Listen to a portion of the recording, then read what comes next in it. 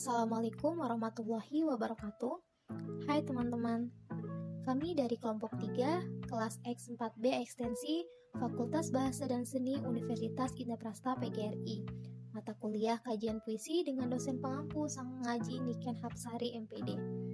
Kami memiliki 6 anggota, diantaranya Risandi Arfisya Putra, Fatwa Hanifah, Dela Seviatri Ramdayani, Fajar Rizky Hairul Umam, Alia Rafita Nur Fauzi, dan Nurbaiti. Pada kesempatan kali ini, kami dari kelompok 3 akan memaparkan materi membedakan kegiatan lain yang berhubungan dengan puisi, mengenai yang pertama, kritik puisi, yang kedua, cipta puisi, yang ketiga, esai, dan yang keempat, parafrasis. Langsung saja kita masuk ke materi yang pertama yang akan dipaparkan oleh rekan saya. Kritik sastra. Setiap pembaca dapat saja membuat kritik terhadap karya sastra yang dibacanya, tetapi belum tentu ia dapat masuk ke dalam nilai-nilai hakiki karya sastra tersebut. Kalau dia tidak mendalami dan menilai pengalaman kemanusiaan yang terdapat di dalamnya, kritik sastra diperlukan oleh sebagian orang karena dengan adanya kritik sastra, maka karya sastra para pengarang akan diketahui baik atau buruknya. Ciri-ciri kritik sastra, yang pertama, memberikan tanggapan terhadap hasil karya. Yang kedua, memberikan pertimbangan baik dan buruk, kelebihan dan kekurangan sebuah karya sastra. Yang ketiga, pertimbangan bersifat objektif. Yang keempat, memaparkan kesan pribadi kritikus terhadap sebuah karya sastra. Yang kelima, memberikan alternatif perbaikan atau penyempurnaan. Yang keenam, tidak berprasangka. Yang ketujuh, tidak terpengaruh siapa penulisnya. Selanjutnya ada jenis-jenis kritik sastra. Yang pertama, kritik sastra mimetik, yaitu ini bertolak pada pandangan bahwa suatu karya sastra yaitu mengenai gambaran atau rekaan dari lingkungan kehidupan dan kehidupan manusia. Yang kedua, kritik sastra pragmatik, yaitu melihat dari kegunaan suatu karya sastra yang kemudian diteliti dari bidang hiburan, estetika, pendidikan, dan lain-lain. Yang ketiga, kritik sastra ekspresif, yaitu menekankan analisis pada kemampuan pengarang di dalam mengekspresikan atau menuangkan idenya di dalam wujud sastra. Biasanya pendekatan kritik sastra ini digunakan untuk mengkaji karya sastra puisi. Yang keempat, kritik sastra objektif, yaitu pendekatan untuk melihat karya sastra sebagai karya yang berdiri sendiri. Artinya, karya sastra menjadi objek yang dapat berdiri sendiri dan mempunyai lingkungan kehidupan sendiri. Struktur kritik sastra. 1. Tesis merupakan pernyataan pendapat, komentar, maupun tanggapan terhadap suatu hal. Di bagian ini, penulis akan menjabarkan secara detail terkait pendapatnya terhadap suatu masalah yang akan dibahas. 2. Argumentasi merupakan bukti yang digunakan oleh penulis untuk memperkuat pernyataan yang terdapat pada bagian tesis. Argumentasi di sini biasanya berupa pernyataan umum maupun data dari hasil analisis, teori, pernyataan para ahli maupun fakta yang didasarkan pada referensi terpercaya. 3. Penegasan ulang merupakan pengungkapan kembali terkait tanggapan terhadap suatu objek ataupun subjek. Tanggapan di sini dapat berupa pujian, komentar baik dan buruk, saran ataupun koreksi. Langkah-langkah menyusun kritik sastra. 1. Menentukan karya sastra yang hendak dibahas. 2. Melakukan interpretasi terhadap karya sastra yang telah dipilih. Melakukan interpretasi yang dilakukan dapat dilihat dengan didasarkan pada unsur-unsur pembangun karya sastra tersebut atau unsur intrinsik dan ekstrinsik. 3. Melakukan analisis terhadap karya sastra yang telah dipilih. Analisis dapat dilakukan dengan menjabarkan beberapa kelemahan dan kelebihan pada karya sastra tersebut. Analisis yang dilakukan juga harus berdasarkan data yang sesuai dengan logis. Cipta puisi. Cipta puisi adalah salah satu lomba yang diselenggarakan dengan tujuan untuk meningkatkan kreativitas pemuda Indonesia di bidang sastra yang sedikit demi sedikit mulai hilang kreativitasnya untuk membuat sebuah karya sastra. Langkah-langkah membuat puisi yang baik dan benar. 1. Tentukan tema dan judul. Pilihlah salah satu tema yang diinginkan sebagai acuan dalam membuat puisi agar puisi kita lebih menarik. Langkah selanjutnya adalah menentukan judul yang berpacu pada tema. 2. Menentukan kata kunci. Menentukan kata kunci, kemudian mengembangkan kata tersebut. Jika kalian sudah menemukan tema, misalnya persahabatan, selanjutnya adalah menentukan kata kunci yang berkaitan dengan tema yang kalian pilih. 3. Menggunakan gaya bahasa atau majas. Langkah menulis puisi selanjutnya adalah gaya bahasa, salah satunya dengan majas.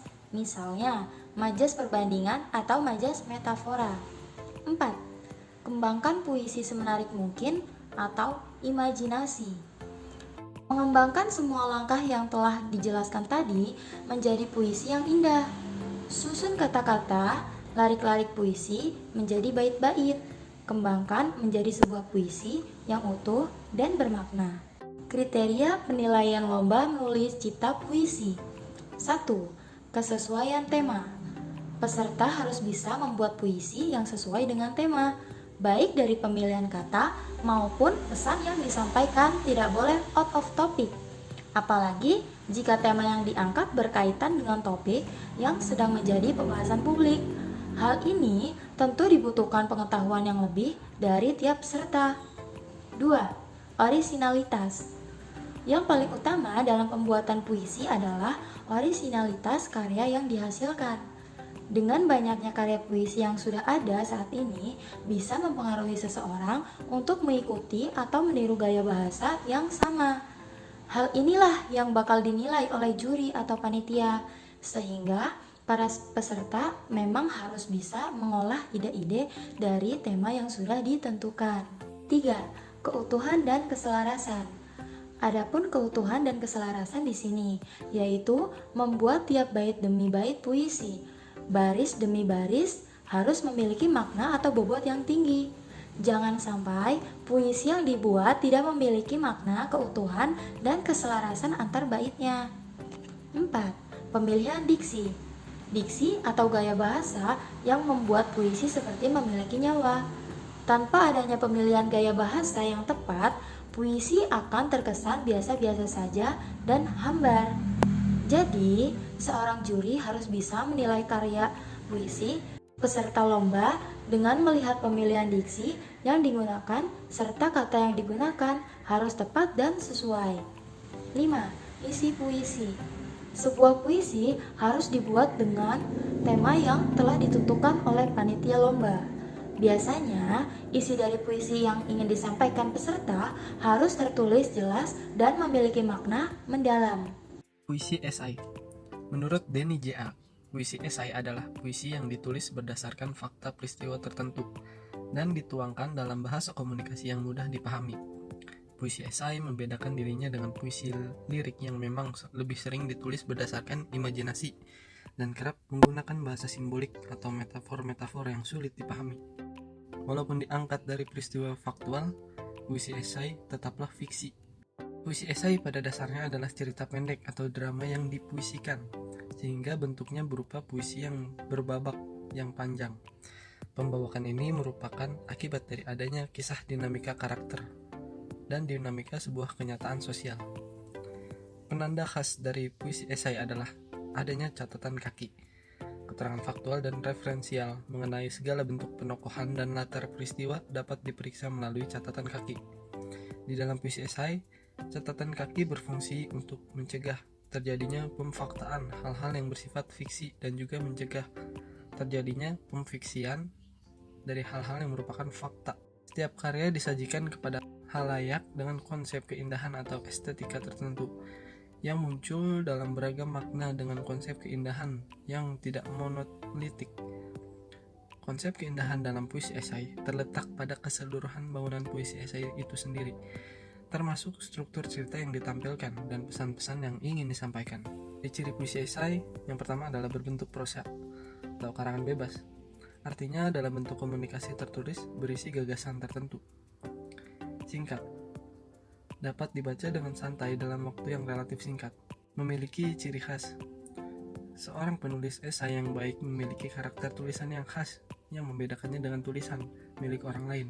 Yang keempat ada selalu tidak utuh. Artinya penulis memilih segi-segi yang penting dan menarik dari objek dan subjek yang hendak ditulis. Yang kelima, memenuhi keutuhan penulisan. Yang keenam, mempunyai nada pribadi atau bersifat personal. Selanjutnya, syarat-syarat puisi esai menurut Denny J.A. 1. Mengekspor sisi batin, psikologi, dan sisi human interest pelaku.